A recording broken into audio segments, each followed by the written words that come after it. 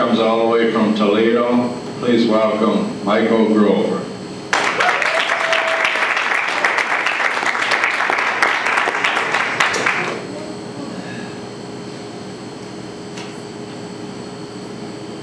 Greetings. How's everybody feeling? Alright? Yeah. That's good.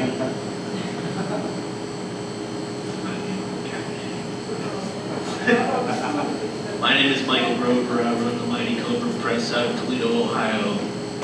I also host a reading. It's going to be Tuesday night. For the feature, we're going to have Dan Provost from Worcester, Massachusetts, and Cialan Bird from Cleveland. Coleman Arts Center. I have some chapbooks for sale. See you later. This is for the war.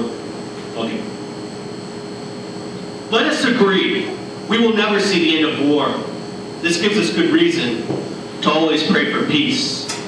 And the poets and the people shall pray eternally, singing poems into the voids like prayers, and sadly there will always be tyrants with huge egos playing chicken with Armageddon, or the fear of it at least, wartime anxiety. And the one in the big White House has a poor laureate lapdog, a court jester that's not that entertaining. I don't know who the poor laureate is right now, but I know they don't represent me. And from Iraq, our soldiers come back in caskets. They broadcast their names with the national anthem. They're giving heroes names as they've eliminated the nameless. These names will never cross your lips or screen. Death has served over 1 million, and it's still serving.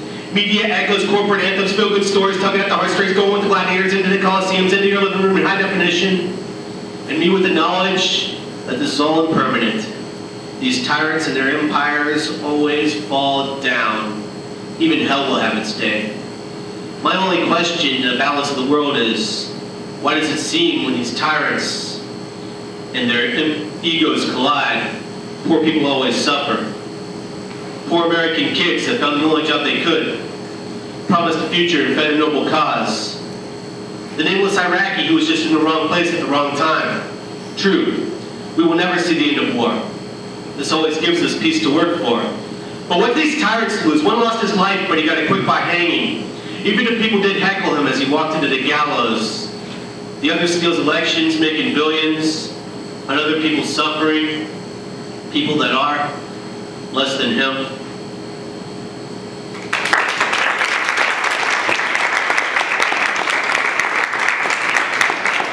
This goes along the same theme. Gaza police state, lessons unlearned, controlled by aggression rather than be controlled, or to coexist. Darwinism in the flesh sparks rebellion. Fuel for the fire to justify this. This was all reaction. It was all reaction. Here in America, the war anthems play on the TV in every home, marching the country on to war, whatever war, any war. People stand in reverence, respect the dead over the living, respect the dead over millions of Iraqis, death toll still rising. These world leaders, they say they despise genocide as they sign genocidal orders for your protection. Because God blesses our nation. And if you ever forget it, they'll remind you.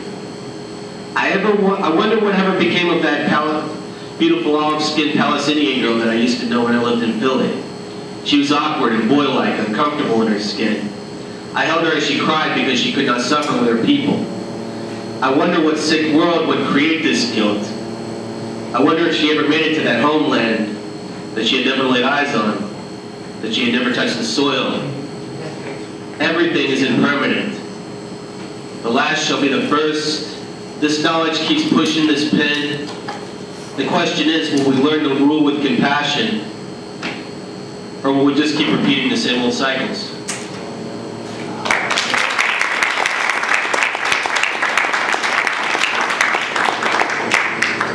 This last poem is kind of a love poem, I guess. I wrote it Christmas Day in Milwaukee. There are too many politics in this human tragedy.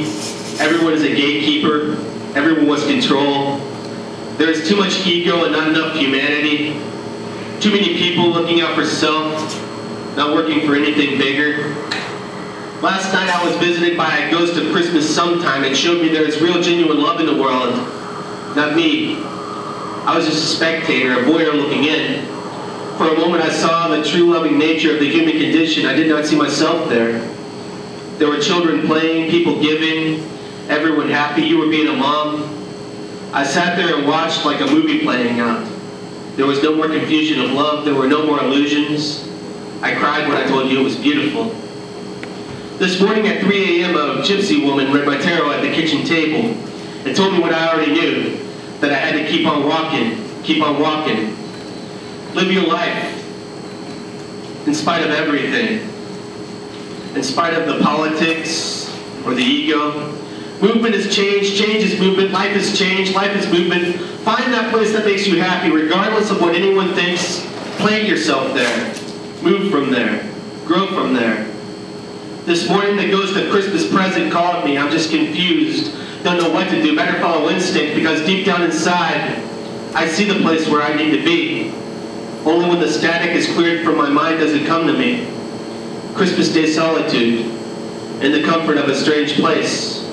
Snow piled up too high outside. There's too much time to think about things.